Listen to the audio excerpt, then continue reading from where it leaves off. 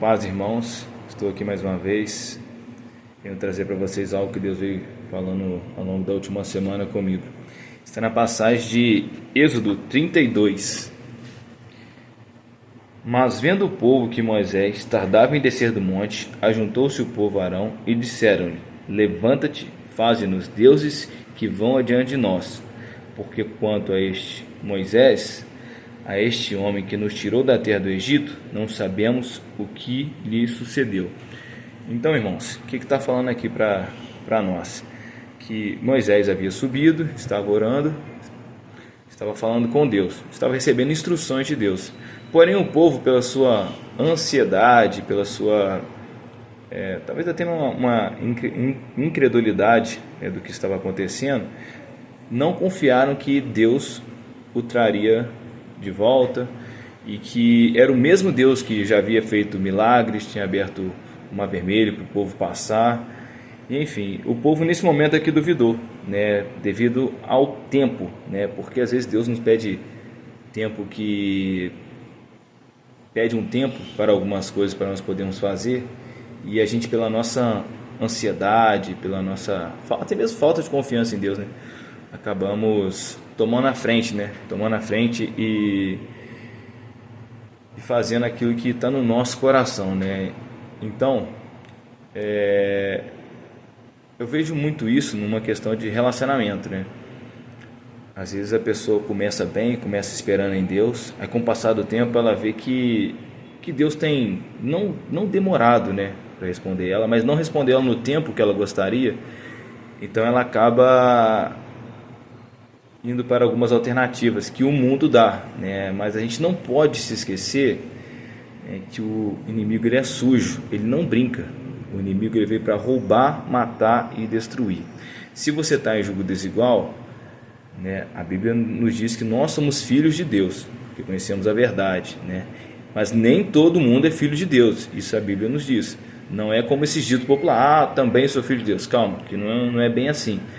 Então, se você está se relacionando com alguém, né, que não tem vida com Deus, você está se relacionando com um filho do adversário, com um filho de Satanás, um filho das trevas.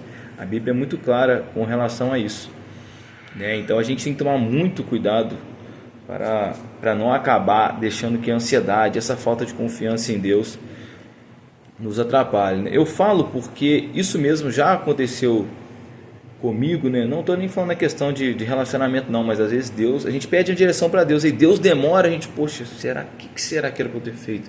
Será que às vezes foi alguma falta de atitude minha? Será que... A gente começa a colocar um monte de será que a palavra de Deus às vezes para nós é espera, aguarde, é para a gente esperar. E a gente começa a procurar alternativas, pergunta para uma pessoa, às vezes pede conselho e erra ainda mais pedindo conselho para pessoas que são do mundo, né? E esse daí você vai receber conselhos mundanos que vão te afastar de Deus.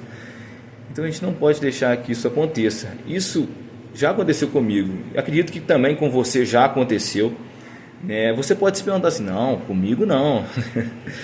Irmãos, pode ter certeza que você em algum momento já aconteceu. Aconteceu até mesmo com Abraão. Deixa eu só ver aqui onde é que está a passagem. E em Gênesis, né?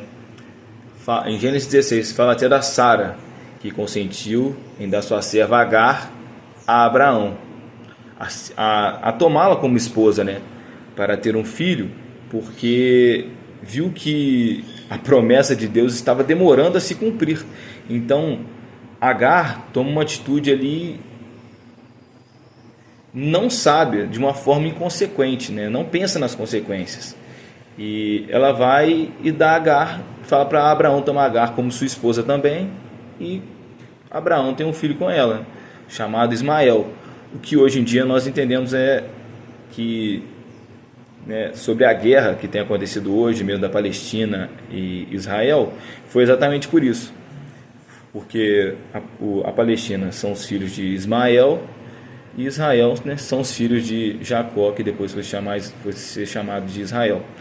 Então, irmãos, o que eu estou querendo dizer com isso? Às vezes o nosso pecado, às vezes pela nossa desobediência a Deus, tomando essa atitude, isso acaba gerando uma consequência muito grande, né? Olha o erro de Sara, o que gerou? Tudo isso que a gente vê, que fala na Bíblia, que tem acontecido nos dias de hoje, isso, os nossos erros, né, pela desobediência a Deus, eles nos geram uma consequência. Tudo tem uma consequência, né? Só que nesse caso foi uma consequência muito, muito grande, muito grave. Então por isso a gente tem que ter muito cuidado com as nossas atitudes, tudo aquilo que a gente for fazer, consultar o Senhor.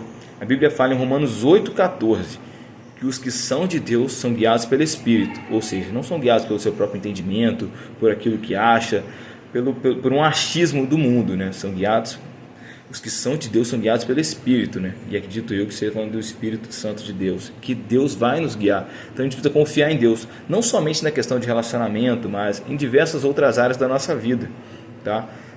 Então, a palavra que eu quero deixar para nós também está escrita em Provérbios 3:5. Olha o que a Bíblia fala: confia no Senhor de todo o teu coração e não se apoie no seu próprio entendimento.